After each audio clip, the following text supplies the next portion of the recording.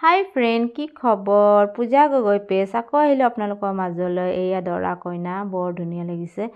সিহঁতৰ আজি reception party দিছে, তো যিহেতু আমি আহিলোঁ, আহি বহিলোঁ।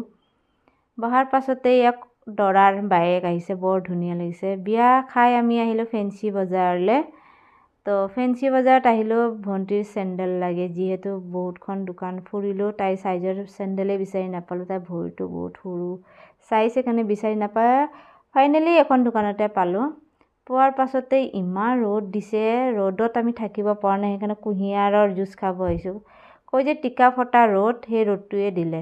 তাৰপিছত আকৌ ঘৰত যাই মোৰ আৰ্জেণ্ট কাম আছিল, ব্লাউজ ৰেডি কৰিব লাগে। এয়া ৰাতিকৈ মই ব্লাউজ চিলাই আছোঁ, যিহেতু পেডেড ব্ৰা লগোৱাই চিলাব লাগে, কাৰণে অলপ টাইমো লাগে। তাতে পাইপিং কাপোৰটো বহুত পিছল আছিল, যিহেতু সেইকাৰণে আস্তে আস্তে